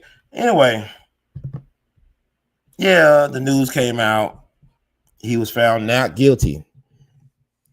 They actually had a pro bono lawyer, and I'm gonna try to interview this guy. I was impressed, man. He was like a Johnny Cochran throwback. You know, he's from Atlanta, but he made a compelling case for his client. It's like they held him in prison for 9 months. But where was the evidence that he was the mastermind? If he's a mastermind, how come he could not afford his own attorney? The court had to appoint a pro bono attorney for this case for him. So if you're a mastermind, I mean, you should be sitting on some resources, right? You should be always having stuff on motion.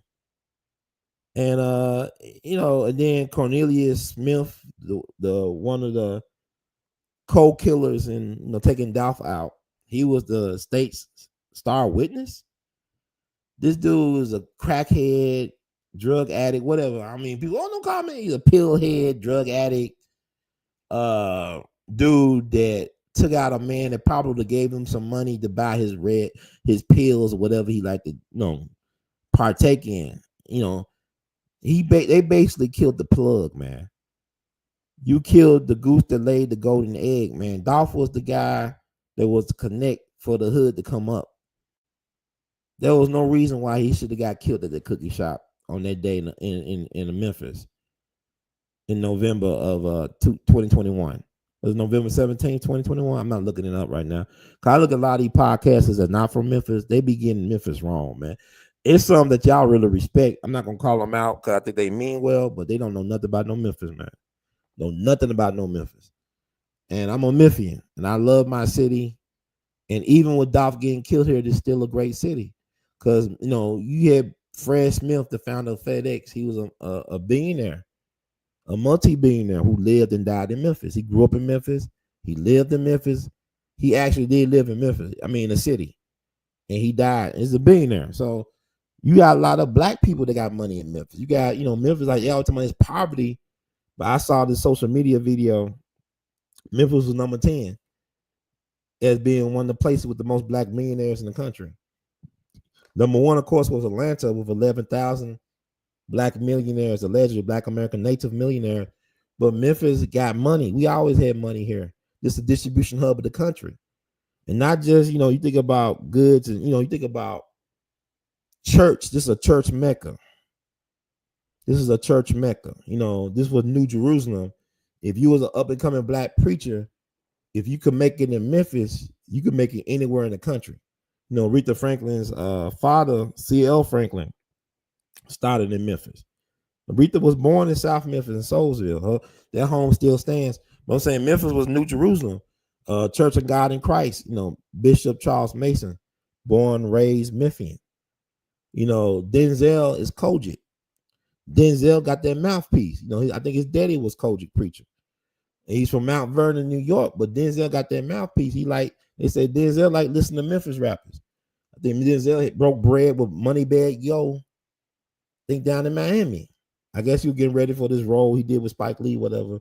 But anyway, he said he listened to Memphis rap. And Memphis, we got that mouthpiece. We have given the world our fair share or its fair share of preachers, pimps, and lawyers. Memphis has produced more than its fair share of preachers, pimps, and lawyers, sometimes all three in one person. And Memphis is like that. Memphis is unique. Memphis is rap. Rap music is a mecca for rap. And I know it's hard for people to believe when people think about New York or L.A. Memphis, I never seen a place that got as many diverse rap styles as Memphis. Even our dancing with the juking. And what people don't know, it was a dude from Memphis that invented crip walking. His name was Crip Hurd. His name was Crip. He was like a double amputee. I think he got in a train or car accident in Memphis back in the day. And you can look up here. I think his name was Henry Crip Hurd. Let me look him up. I have y'all look him up. Henry Crip Hurd. Yeah, he's from Memphis. He invented the Crip Walk. It wasn't invented by nobody in LA, no disrespect, but it was invented by a dude from Memphis. Double amputee. Look up Henry Crip Hurd on YouTube. You won't be disappointed. And I'm just laying the groundwork for me. Memphis is the birthplace of modern America, Holiday Inn, FedEx, Piggly Wiggly, all got their initial starts. I mean, you had AutoZone was started in Forest City, Arkansas, with Nathan Bedford Forrest, a Memphian and Klansman and war criminal found in Forest City, Arkansas. That's the same place where they kept T.I. in federal prison for them gun charges. It's also the birth home of Al Green, Reverend Al Green, one of the greatest soul singers of all time. But a Memphian found in Forest City, Arkansas, and AutoZone was founded in Forest City, but it's headquartered in Memphis. It's like FedEx was started, had connection to Arkansas. They all headquartered in Memphis. Memphis is the birthplace of modern America. There are more recorded songs in American music history about Memphis than any other place in the country. So put some respect on Memphis' name. With that said, I don't know if it's a travesty of justice because they could not make their case. The prosecution could not make their case. If Govan was the go-between Juke and the killers, then how come there's no paper trail of that? If your star witness is one of the killers, Cornelius Smith, who's already facing life imprisonment, he has no chance to get parole. Why does he care? He's a crackhead or whatever. Why would he care to tell the truth if he got nothing to really tell the truth about that's going to make his situation better? You think about Cornelius Smith put his cold killer Straight Drop behind bars because they both was in on it, right? And Straight Drop was quiet than a church mouse when all that was going on with this trial. And you gotta give up Memphis. Memphis, we keep our trials short. There ain't gonna be no Young Thug or O.J. Simpson stuff. Trials be over in less than a week. All the Young Dolph trials so far, less than a week. Even Tyree Nichols. That stuff be less than a week. It's like it's frontier justice or something, hanging court. But anyway, the reason why this Hernandez Govan character is not in prison right now because they didn't have enough evidence tying him. You can't just have hearsay to throw a person's life away, even if you don't like that person. But I believe actually that Big Juke was the mastermind. That's why he got lit up at a repast, like some Godfather stuff. They lit him up. He was the guy. You got to think about it. You know, Dolph, they were friends at one point, like a Biggie and Tupac thing. Dolph was looking out for him when Yo Gotti turned his back allegedly on his brother. And then, you know, he switched up sides. I guess he wanted new friends dead, whatever. Dolph did one of the most incendiary rap diss songs of all time. And don't play with me, play with your itch. So listen to that. People talking about Kendrick Lamar. You can talk about Tupac hit him up. But that thing right there, don't play with me, play with your itch. He really was going after Yo Gotti's brother. Yeah, Yo Gotti got collateral damage and all that. You know, big head dude that know how to move. But he really was going after Big Juke because Big Juke, he used to take care of Big Juke. And he wasn't so good with his brother Yo Gotti. So, I mean, I can see Big Juke saying, you know what, I want to take this dude out. And look, Big Juke got taken out. And he had resources because that's Gotti's brother, CMG. They got resources. You know, Hernandez Govan, he's destitute, indigent, living in Orange Mound. You know, trying to get by on whatever stuff he was selling, pills, and also gambling. I guess being a semi-professional gambler. You know, I don't know. I mean, but he was no kingpin. He ain't no big meats or nothing like that. He ain't no brother named Carl Pettis. Whatever they got brother named what's his name? That's what's his guy name? What is that dude name? DJ Paul's brother. Carl Pettis used to be with the cartels from Memphis. What's that? Carl Pettis. Let's see. Pettis.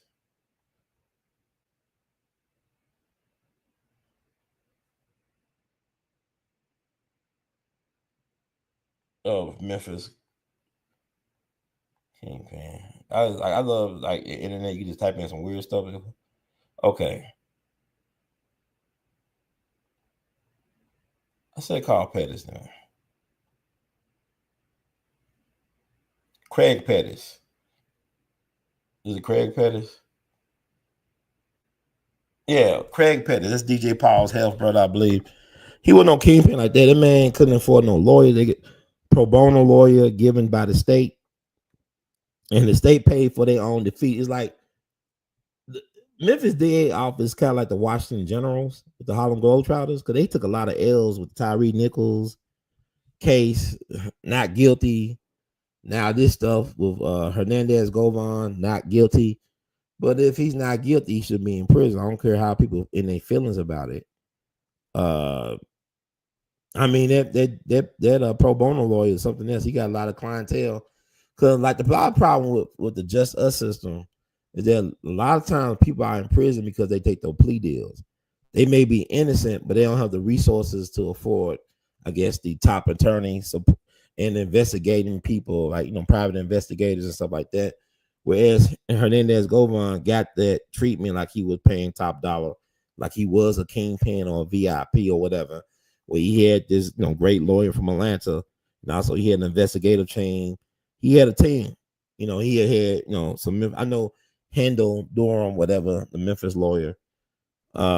He's very prominent here in Memphis. He was on the team with the lead lawyer, whatever. So he had help.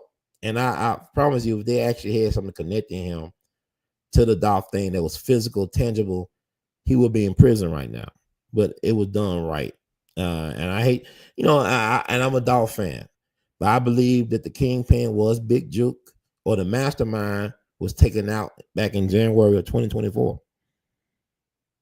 I believe, you know, Big Juke had the resources. And it's quite possible that Yo Gotti didn't know about it. I mean, it's possible. People say, oh, this stuff ain't possible. I mean, it's possible that people do things on your behalf and you don't know nothing about it. or they could do things for so-called selfish reasons and try to act like it's on your behalf. Because, like I said, they had a big falling out, Big Jook and Young Dolph. So, I mean, I don't wish no ill. I'm not gonna play God with this brother. I mean, he looked a lot different than he has in the past. You can tell he's been stressed out. He wasn't been getting no good sleep. You know, he spent 9 months in prison, from my understanding. The court of law is not about what you know, it's what you can prove. At the end of the day, it's not about what you know, think you know, it's what you can prove. And so I still see some hope. But as far as the Dolph thing, I think it's over with because Big Jook is dead.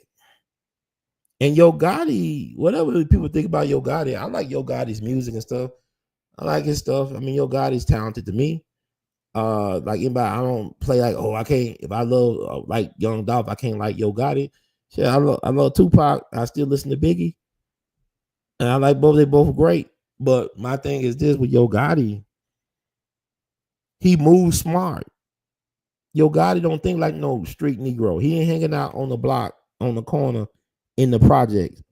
Man, moving. I mean, you gotta think about who his wise counsel is. People like Jay-Z, Sean Carter. They got Diddy caught up, but Sean wasn't going. You gotta think about Jay-Z move smart, man. Like Dame Dash's son called him the Jew, because he's always thinking so many steps ahead. Jay-Z always aware. He's very aware. He's self-aware. Like when he was on the elevator with Beyonce and Solange, her sister started beating up on him. He knows how he didn't strike her back. Because he remember how that dude, there was a running back for the Baltimore Ravens. He beat up his fiance real bad. Yeah, she was fighting him and he defended himself. But he knocked her out. He cold knocked her out and dragged her out the elevator. You know, the NFL did their investigation and cleared them. But then the video leaked from the casino and it was public outcry. And I thought the NFL was wrong for terminating that man's career, for blackballing him. Because even the girl that got knocked out, his fiance said, it was my fault. I don't want to lose all that money, baby. You know what I'm saying? If she willing to play, I mean, you know what I'm saying? Like, you know, I ain't gonna open a can of worms, but it's just interesting. But with this case, Cornelius Smith has a character problem. Like, he was very nice. This killer was calling people yes, sir, and yes, ma'am on the stand. But he was no Sammy the Bull Gravano. Sammy the Bull was the underboss for Young Gotti. You know what I'm saying? He made a deal with them feds because he heard what Young Gotti said about him on them tapes. He was Young Gotti's underboss. You know, John thought he was being a little bit greedy, taking people out. Said, Sammy always taking all these people out. He's not ordering the takeouts and stuff like that, but he's always taking these people out. And so like he said, well, Sammy just getting greedy. He just want people's businesses and whatnot. I'm not allegedly telling him to do all that. He feel like John was planning him to take him out. So he another double cross by our underboss. So Sammy, you know, he had some of the feds want, and he had daylight because Sammy is out right now making YouTube videos and making his money. And John Gotti been dead since 2002. You know, the government has something to do with that. I don't believe in no natural death. The government allegedly gave John Gotti cancer because quite possibly he could have been getting out of prison because of what they did in the court. They basically railroaded John Gotti's civil liberties in court just to get him. When the law breaks their own laws to get you, is that really being lawful? Is that really being ethical? So in this case, you know, Cornelius Smith, there's no honor among thieves, right? He's a killer. He confessed to killing. His girlfriend say he's a killer. His girlfriend say, you know, he connected with Hernandez Govan, but she probably got a deal too. I don't know. I mean, it's weird. It's just weird. Well, let me read up this summary right quick. I'm going to find a summary right quick about the case.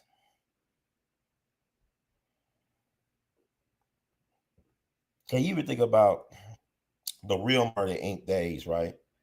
When you had Abe Kid Twist Rellis, who snitched on the other Murder Incorporated members, ended up getting his boss, Louis Lepke Buckhalter, the chair in Sing Sing back in March of 1944. Louis Lepke Buckhalter was a powerful Jewish gangster, one of the co-founders and leaders of Murder Incorporated, the real Murder Incorporated, not the Irv Gotti. And he's the only mob boss in U.S. history to be sentenced to death. He got the electric chair because people like A Kid, Twist, Relish, Snitch. You know, he was a hitman, and he was in a guarded hotel room. Somehow he fell out his window several stories to his death, and the cops don't know how it happened. They say he was a canary who couldn't fly. He was the canary who couldn't fly. So let's see if I can read a little bit of this. I'm happy to be free. Hernandez Govan found not guilty in Young Dolph murder.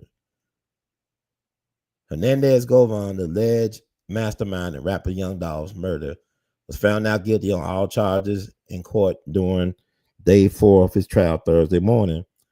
The jurors, all from Shelby County, made their decision in just 3 hours. Okay. Govan spoke with WREG crews after the verdict, thanking the jury, his family, and few friends who stuck by him and knew that he was innocent and didn't shy away from him. Thank you to the jury for getting this right and getting my life back, Govan said. I knew in my heart I was innocent. Without God, I don't even think I would have made it this far. I'm just happy to be free. During this trial, Aurora, I guess this is a question of the legal system, I guess this is lawyer, maintained admitted shooter and witness Cornelius Smith's testimony could not be trusted. If you sat through the trial and watched the evidence the way it was presented, the things that they didn't do as far as going to getting the video surveillance camera, doing the call detail records of the tower hits, all of that could have been done and we could have avoided this nightmare, he said. The defense says evidence may have been fabricated, pointing to the alleged getaway car, the white Mercedes-Benz discussed during the trial. Testimony revealing it was never wiped down with bleach. It's like some O.J. Simpson stuff. Aurora, and if this case was an example of how the Shelby County courts operate, then Memphis should be worried. I can only imagine how hard it is for the public defender with their cases or other appointed lawyers that do this, and how many people shouldn't be in prison, he said. Govan said after this trial, he may be leaving the Memphis area. Court ended on day 3 with the jury adjourning after the deliberations. The jury is expected to resume deliberations until a verdict is reached. On Wednesday, state prosecutors called one witness to the stand, Dr. Scantleberry, who performed Young Dolph's autopsy before resting in case. Okay. Defense attorneys then called 2 witnesses to the stand, Lieutenant Michael Colburn with the Memphis Police Department and Vivian Ferguson, an 18-year-old neighbor of Cornelius Smith's father, after his request to dismiss the case was denied by the judge.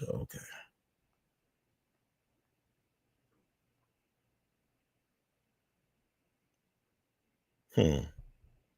So defense rested its case, leading to closing the arguments where they said the jury should be embarrassed by the DA for bringing this case before them, and that the whole county should be embarrassed by how things were handled. In rebuttal, Chief Prosecutor of the District Attorney Office, Carla Taylor, told the jury, "Are you kidding me?" and said this case is all about Govan and his choices. After closing arguments, the judge dismissed the jury from the courtroom so they could deliberate. Okay, so that was the best. Are you kidding me? That's the best they could come up against what the guy was saying about it's not justice, it's just us. So there you have it, folks. This is why he's free. Prosecution look like Keystone Cops, and the lead attorney like the second coming of Johnny Cochran. So thank you all for listening, for tuning out, to tune in and getting where you fit in. Like the words from Brother Heard, please spread the word. We All Be TV 2, rumble.com/WeAllBeTV. Support the movement. You cash out your support, $R2C2H2, $R2C2H2. The PayPal and your support, R2C2H2 @gmail.com. All that good stuff. Y'all know how to do it. Patreon.com/WeAllBe. Until we meet again, this is your friend, Brother Ron. We all be in it to win it. We love you madly. Keep on producing and pushing. One love. Good night.